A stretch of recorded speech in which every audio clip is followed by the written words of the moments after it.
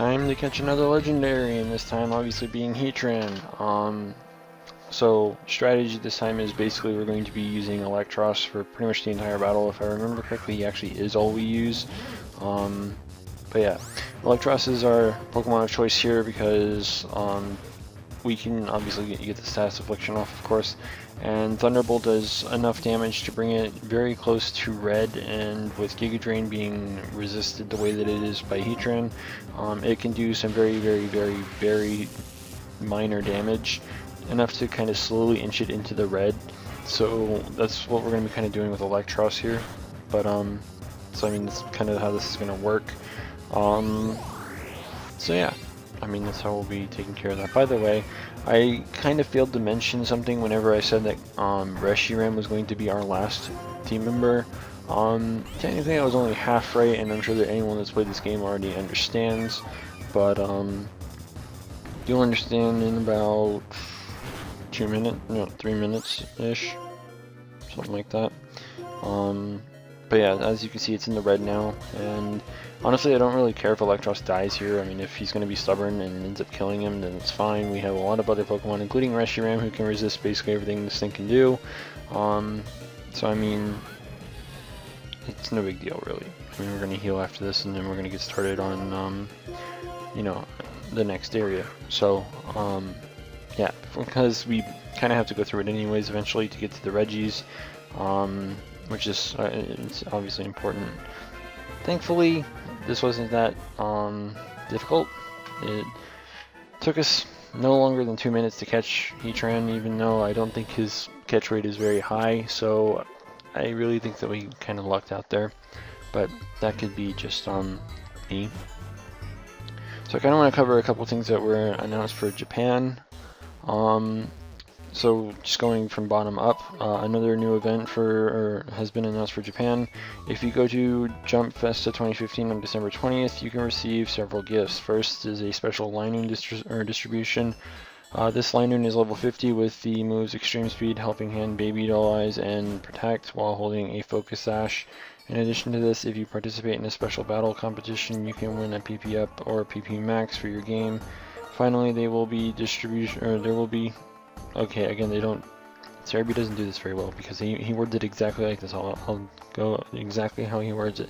Finally, they will be distribution QR codes for the super secret bases of 3 special guests: Ayana, Tsubaki, Nobuhiko Okamoto, or Aoi Yuki, Emi, Nita, Aoi, Shota, and Ban Megumi. Trying to say those names really fast doesn't work. So I think they just forgot you know, what words they were actually trying to use there. Instead of finally they will be distribution, I think they meant to say that finally there will be, and then a distribution, or there will be, you know, distribution QR codes, kind of, you know, something like that. I don't know. I feel like Serebii's kind of just rushing everything to get on there. Maybe he's got some competition. By the way, if you couldn't tell, that's what I meant by half right when I said that Reshiram was our final Pokemon. Kyurem White is technically our last Pokemon, so I guess in a way Kyurem is technically the last Pokemon for our team, but Reshiram is a key component for it, so I mean, they're both kind of combined, they're both the same Pokemon right now, but yeah. Also, I make a mistake here. I shouldn't be, I needed to leave Lilligant behind here and take Ambidexter, because where we're going next is we're going to Drift Veil, and there's a couple of things that we need to do there, which is why we're going to be, you can see me checking my bag. I need to make sure that I have a heart scale, because we need a heart scale for Kyurem to give it basically its last move, and as I can see here, there's 5 heart scales, so we're good to go. Whenever Kyurem is merged with Reshiram or Zekrom, it has the ability to quote-unquote relearn Fusion Flare or Fusion Bolt, so kind of recommend that you do that if you decide to merge them together. 100 base power, 100 accuracy move, kind of nice, just saying. But yeah, it's something that we just need to do. I'm not gonna give it its like little exclusive move because they're like 2-turn moves, and I really don't like that, especially for 140 base power and I believe the same accuracy as Draco Meteor. I think it's kind of like the exact same thing, just a 2-turn move. Draco Meteor is obviously better. I mean, don't get me wrong, it's a nice stab move that's, you know, 140 base power, but I'd rather not. So I don't know. But anyways, since we're here in Driftvale, we also get the ability to go into this little cave over here, and yeah, the problem is we do need strength.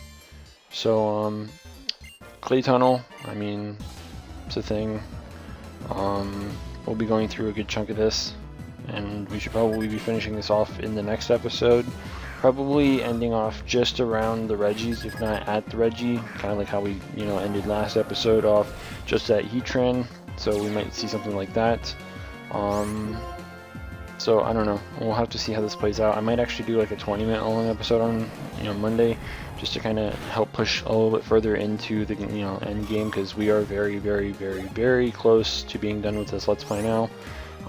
Clay Tunnel is essentially the last area that we really need to cover, and then getting the Regis and then doing the Elite Four round 2. That's basically about it. I mean, there's going to be, there is rematches for certain characters in the game, like Sharon, there's even Bianca. Not really important particularly, but I mean, I don't think I really need to actually cover them. I might, I don't know, I'll have to see. But I feel like the Elite Four is basically just where we're going to go after we're done with the Regis.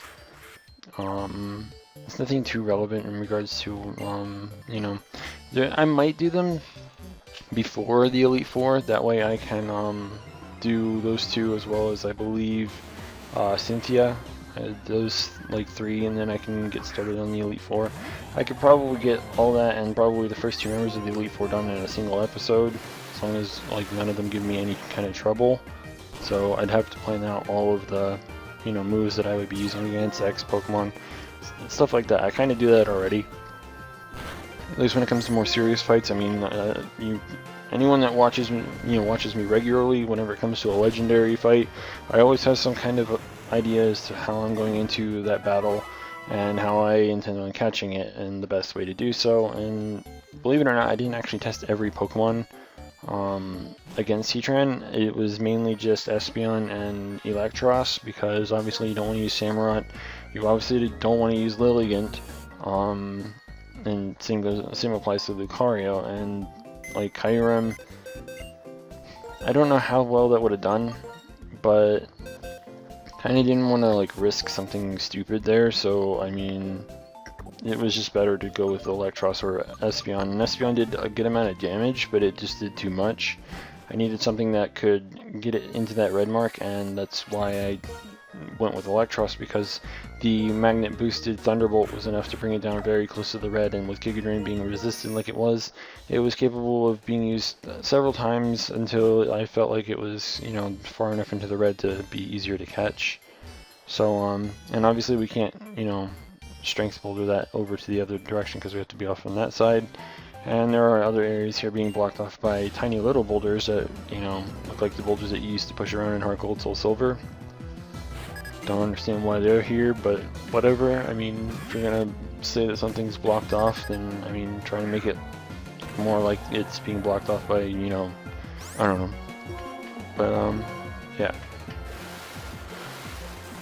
I also want to kind of talk about something, considering we have enough time, hopefully, to do this. I'd like to kind of cover the fact that, I don't know about anyone else, but I kind of am hoping that Zinnia is not a complete letdown. I mean, anyone who has played X and Y, spoiler alert for anyone who hasn't, I can't help but be a bit disappointed in the quote-unquote new character that was implemented in X and Y. And that was Emma, and I think the Esper's name was Mimi. And you kind of worked with the Looker Bureau to kind of solve mysteries around town, and you had to battle Emma a few times, stuff like that, you know, and that's basically all it was. Now, the funny thing is when you look at OmegaRuby and AlphaSapphire, Zinnia is not much different. she has a little traveling companion of her own, which happens to be a Whismer. I believe it also has a name. I can't remember the name off the top of my head. I think it starts with an A. I don't really remember. And you battle her, I think, like 2 or 3 times. I think you battled Emma like 5 or 6. Actually, no, it's probably like 10 or 12 because of a certain part of it. But, yeah, so, I mean, it's kind of similar. It's very similar in a way. And I'm kind of just hoping that this isn't some kind of like mini side quest at the very end of the game that you can like go through, and like it just not be anything much more outside of that. I mean, it'd be kind of cool if she actually did like somehow like meet up with you through your travels up until the event. But I don't know. I mean, like some of the screenshots that I've seen kind of portray her as doing something like that, like, oh, this is a very nice town, etc. Because she, like, I think you meet her at one point in Littleroot, and so I'm kind of hoping that, like, whenever you arrive or something, like, oh, this is a really nice town, and then you just, like, bump into her later down the line or something, and she kind of explains things to you as you get more and more involved with what's going on. At least then she'd have some kind of relevance to it, in my opinion. But if she just like shows up at the very last second and says, oh hey, here we are, then it's just going to be a huge letdown. Honestly, I wanted more out of the Emma and Mimi thing for the Looker Bureau whenever it came to X and Y, but I don't know. I mean, Zinnia seems like a much more promising character considering the fact that she has a Mega Salamence. Not to mention some of my other favorite Pokemon in the forms of Noivern, Altaria, Tyrantrum, etc. So, I mean, I don't know about everyone else, but I'm kind of just hoping that she's not a huge letdown, much like Emma was. Maybe some other people liked Emma, despite the fact that the story wasn't, like, that long or anything. And none of it was difficult, per se, either. At least this time you have to face against a trainer that has a Mega, like, evolution that, you know, it gets used on you. I don't know. I mean, and if she gives you the Salamencite, then, I mean, hell, she's contributing a lot more than what Emma did in X and Y. And like, if this is gonna be kind of like a Cynthia type of thing as well, at least she's still contributing and giving you like more important things than Cynthia ever did in Diamond Pearl Platinum. So I don't know. That's just me though. So I don't know. Let me know what you think about it. Like, do you hope that she actually does more? Do you think that, you know, Emma actually did more than I'm giving her credit for? I don't know. Like, you feel free to share your opinion on it. Honestly, like, I don't really count Emma being a somewhat undercover bad guy without being conscious of it. I don't count that as doing much, giving much to the player and giving them something to go off of. I mean, everyone kind of just instantly assumed whenever a new character appeared and another one kind of just magically appeared immediately after. I don't know. Usually it's just way too good to be coincidence, I guess. Like, it's just not something that you just go, oh, okay, I guess we have this bad guy to deal with now too, great. You know, it's not one of those type of situations. It's more like, oh, okay, so we just had this one show up and now we have this one magically show up as well. And this one happens to be around whenever this one's not around, because this makes, these two things don't connect at all. I don't know about everyone else, but that's just how it feels to me. Obviously, Zinnia is not like trying to destroy the world. She's actually kind of trying to help you along, giving you bits and details, I guess, in regards to the story that's kind of tied in with the meteorite. But I don't know. So, I mean, it's something I'm kind of anxious to get to at some point. I mean, the game's literally coming out in a week. Week-long countdown. It's great. So yeah, it should be fun. And as you can kind of tell, there's that one cave, the one that Kabbaling used to be in. I don't remember if we've actually gone through there or not yet. But I mean, if we haven't, then I'll try and power through it or something. Maybe I'll use the emulator to speed it up and get through the area as fast as possible. I don't know, because I'd like to get it done before the end of the week next week. But considering we're pretty much out of time, in the next episode we're going to be continuing going through Clay Tunnel. Hopefully we can get started on the Reggies in the next episode, as well as finish off that other area, assuming we haven't been there yet. I think we have, but I could be wrong. Yeah, be sure to stay tuned for that, and until next time, this is the PokeGamer signing out.